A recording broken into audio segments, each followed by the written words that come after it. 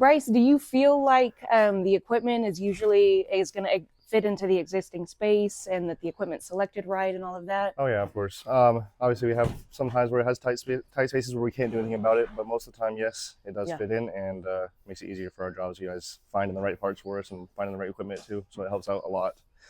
I've had a lot of times where with other companies where you could not get systems to fit in there. They didn't properly measure it, so waste a lot of time having to go back and put different equipment in. So